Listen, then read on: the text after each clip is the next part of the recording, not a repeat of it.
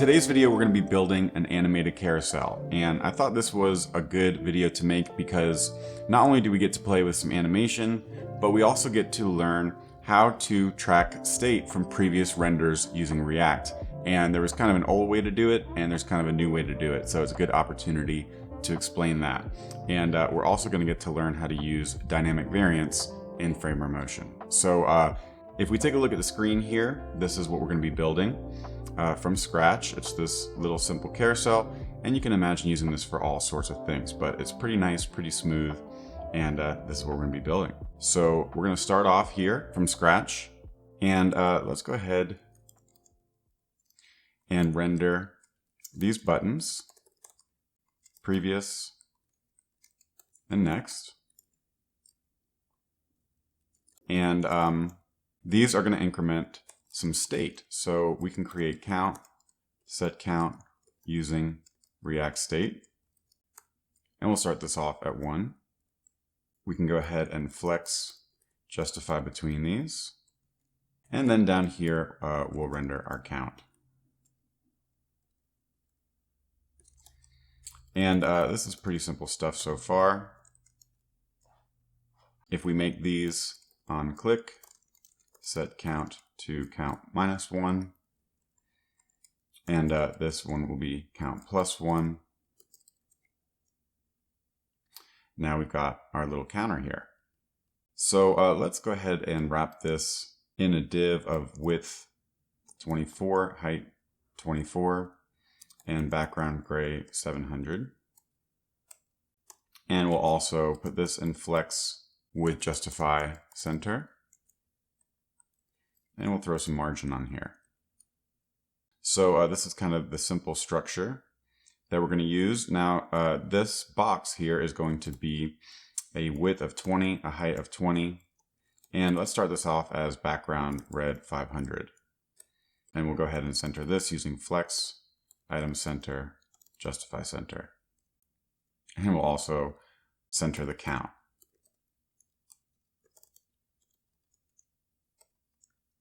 So now we have some boxes. Let's paste in some colors here. And instead of making this background red 500, let's go ahead and cycle through these using our array. So we'll turn this into an expression. And then we can grab these indexes like this. But instead of just grabbing 0, we'll take the current value of count and use the modulo operator on 4. And this should let us cycle through, just like that.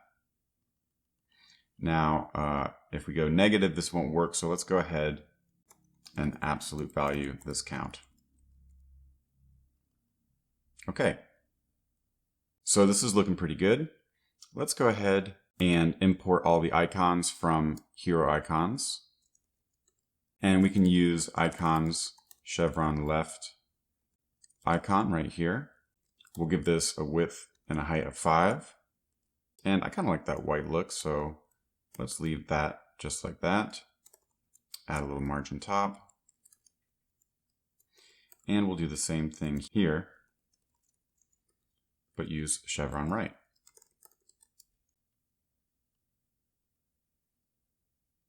Okay. Now to make these actually animate, this is where we're going to bring in Framer Motion. So we want to turn our divs into motion.divs, and we can import that from Framer Motion, and everything will work just the same. But now we can do something like initial x is 100 and animate x is 0. Now you'll notice that nothing happens when we do this because this is the same element. This div hasn't changed at all. And so Framer Motion is not adding or removing or changing any elements. And that's how it works through its animation. So the way we can do this is by keying each one of these divs with the count. And that's going to basically unmount and remount this div every time the count changes. So once we save that, we kind of see the beginning of our animation here. So that's pretty cool. And let's go ahead and throw an overflow hidden on our kind of frame here. And yeah, you can start to see our animation coming together. Now, to get these exit animations working, let's go ahead and set transition to duration 1 just while we work on this. It's a little easier to see. You'll see as soon as I click, the previous one that's being unmounted is torn down immediately. And this is because when React unmounts a component, it's taken away out of the DOM immediately, and libraries like Framer Motion don't have a chance to actually run the exit animations. And this is exactly where this cool component animate presence comes in. So this is another import from Framer Motion, and this enables you to add exit props to your motion divs. So if we go ahead and add exit and say x is negative 100, well, now when we click, we see we have some exit animations here. Now there's this kind of funny jumping behavior going on, and that's because of the way that these are taking up space in the DOM. So usually when I do this sort of thing, we can go ahead and make this parent relative, and then we'll make these absolute, and that takes care of that. So these now don't actually take up space in the DOM, so when they're entered or exited, they don't kind of shift each other around. So that's a nice little trick there. So this is pretty cool. If we go back to the default transition, this is pretty nice. But when we go to the left, you'll see we are counting down 20, 19, 18, but we're still entering in from the right. So this is where this little trick about the previous render comes in. What we really want to know here is the direction that the user is scrolling, right? If they're incrementing it, we want the new div to appear from the right. And if they're decrementing, we want it to appear from the left. So we want to switch these numbers. If this was negative 100 and this was positive 100, well, now it works when we click left, but it doesn't work when we click right. So we want these things to change based on the direction. And this was kind of a learning moment for me here, because normally in React, you render everything from the current frame. UI is a function of state. We have all of our state, and we can render the UI. But in this case, how we render 18 depends on if we're coming from 19 or if we're coming from 17. So we actually have to know information from the previous render in order to render the correct transition here. And if we actually come over and take a look at the current docs, you'll find this part in the hooks FAQ. It says, how do we get the previous props or state? And it shows this technique of using an effect and a ref to track the previous count. So you can see here, this is a counter just like what we're doing, and they get the previous count like this. But this is actually kind of an old way of doing it, and it's not safe for concurrent mode in React 18, so it's kind of an outdated way to do it, because refs are not safe to read from during render. And I have another video I'll link below that talks all about concurrent mode and why React has to have all of the state it needs to render inside of React state, because our apps can be torn down and recreated kind of in parallel universes. It's kind of neat. But basically the idea here is you can't read this data from a ref during render, because this ref could change and React wouldn't know about it. And so if it re-rendered your app and something changed this ref, you'd get an inconsistent version of your tree. And so the new version of the docs, this is the React docs beta. You can see beta reactjs.org right here. And you can actually see this little table right here shows you shouldn't read or write the current value during rendering. But if you go over to API, use state, you'll see storing information from previous renders. And this would be a good part of the docs for you to go through and read and understand this example. But this is basically the approach we're going to take right now. So we're going to create another piece of state, and we're going to store the difference between the previous count and current count and use that for our animation. So let's see what that would look like. We'll come back to our app, and let's come up here to our count state. Now, one thing we could do is say let previous set previous equals use state. Start this off as count. And then every time we click one of these buttons, we also set the previous to the current value of count. So let's actually see what that would look like.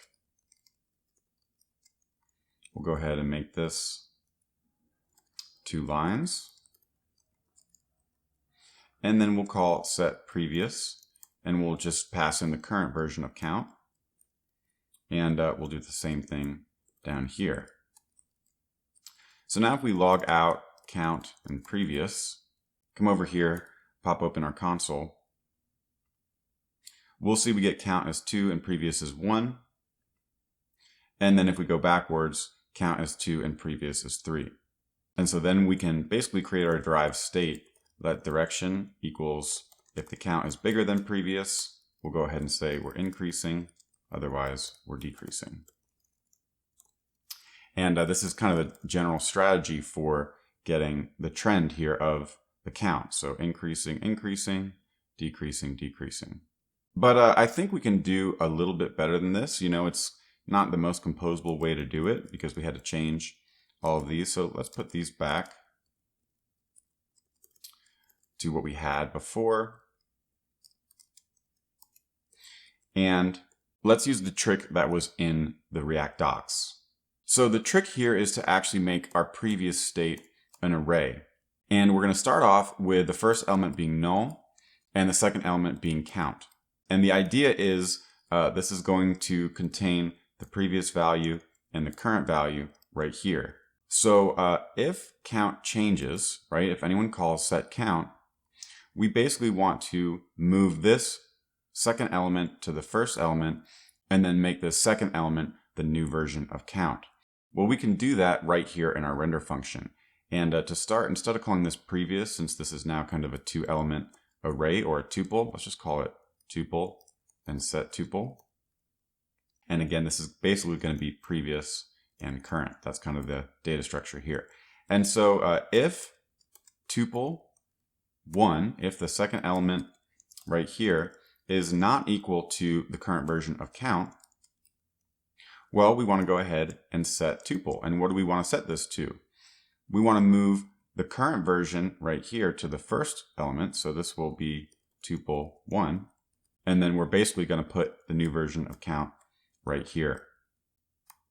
So if we save this and go ahead and log tuple, come over here, refresh, we'll see we have null and 1, since the previous version was null, since it's the first render. And then if I click this, look at that, we get 1 and 2. And then we get 2 and 3. But if I go back, we get 3 and then 2. So previous is just the first element of that tuple. And now if we get our direction back and log this, check this out. Increasing, increasing, decreasing, decreasing. Now you'll see, so this is kind of wild because we're calling set state during render, but because we have this condition which checks and it doesn't keep running set state over and over, we're not going to get in a loop. And this is kind of one of the exceptions that is called out in the beta docs.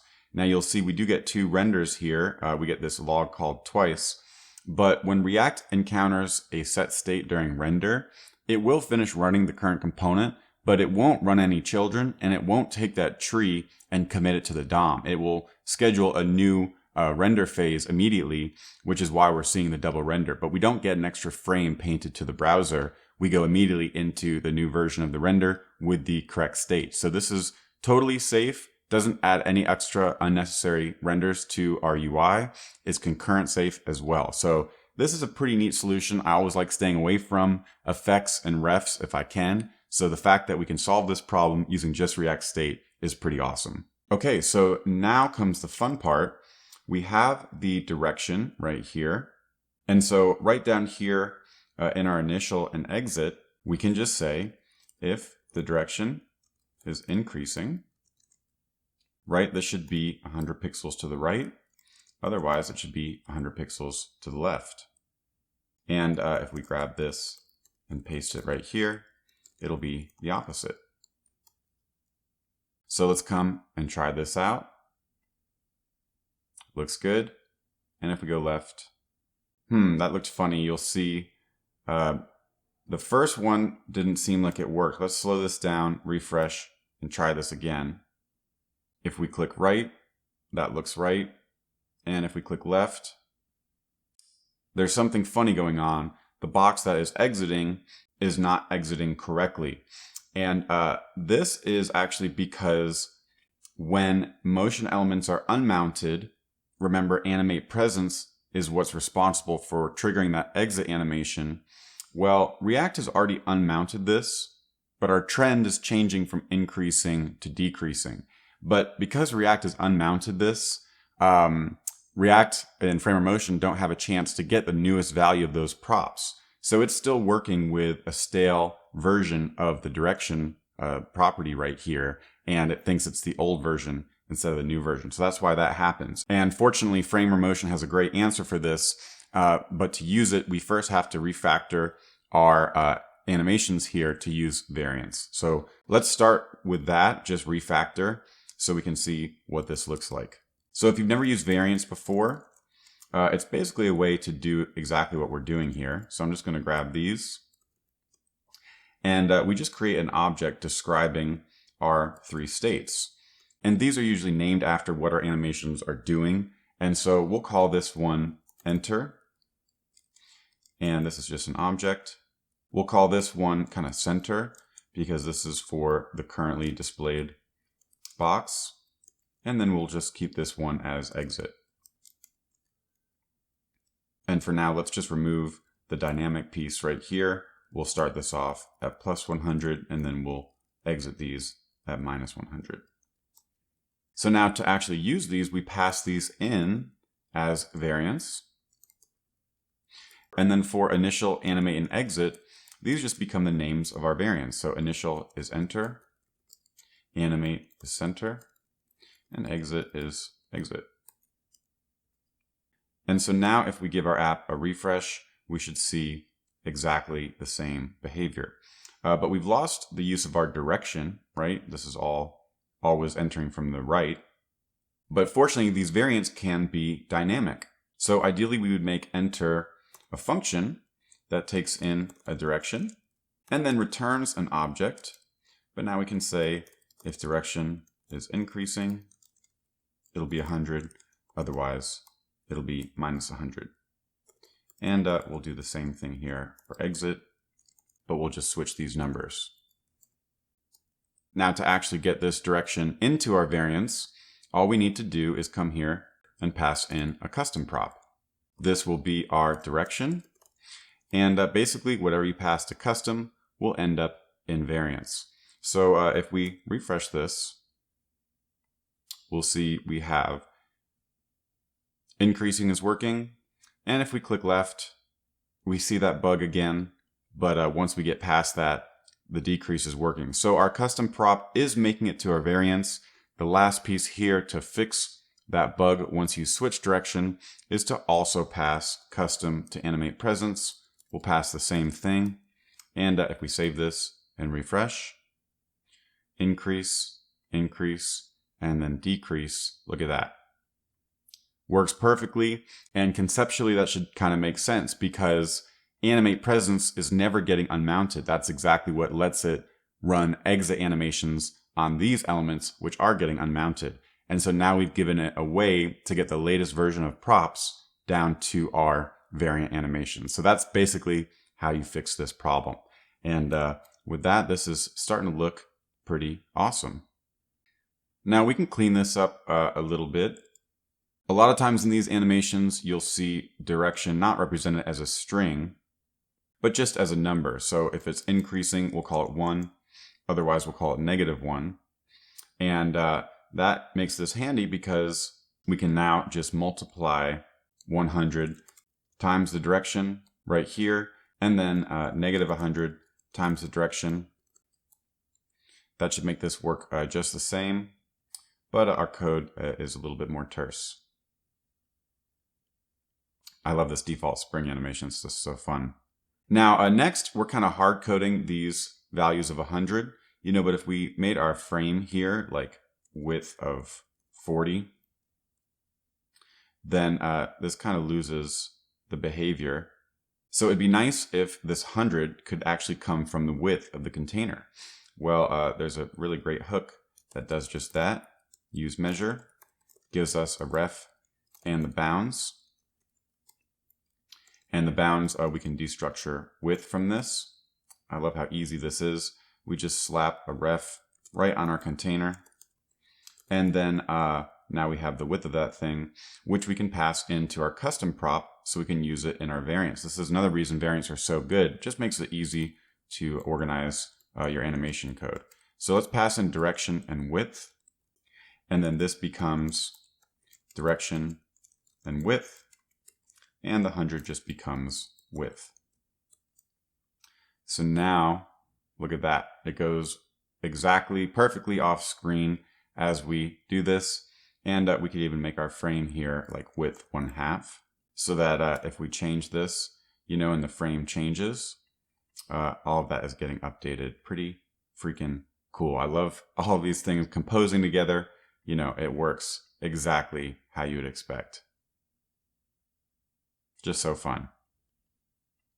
Now, lastly, before we go, this code right here that we're using to track previous is a little bit confusing. If you were just coming into this, it's kind of abstract and it's not very clear what's going on. Let's see if we can come down and make a simple usePrevious hook that we can use to clean this up. Well, we should just be able to grab this code, pop it in right here, and instead of assigning previous here, we'll just return the first element of this tuple. And instead of passing in count, we can just take in an argument for some piece of state and update it to use that argument. So now we should be able to say let previous equals usePrevious for count. Save, refresh. Look at that. Pretty neat. Nice little reusable usePrevious hook. And look at this. You don't have to access .current. You don't have to explain how this works. And this is a pretty awesome solution here that is robust to, concurrent mode, React 18, all that good stuff. No effects, no refs. So with that, I think we are done. And yeah, that's what I wanted to show you. Hopefully you learned a thing or two. We've got this new way to use previous, and we've got these variants that are dynamic. We can pass in custom props here, and we can make sure to pass in custom to our animate presence so that it all works just like we expect. So that's what I wanted to show you today. If you made it this far, thank you so much for watching, and I'll see you in the next one.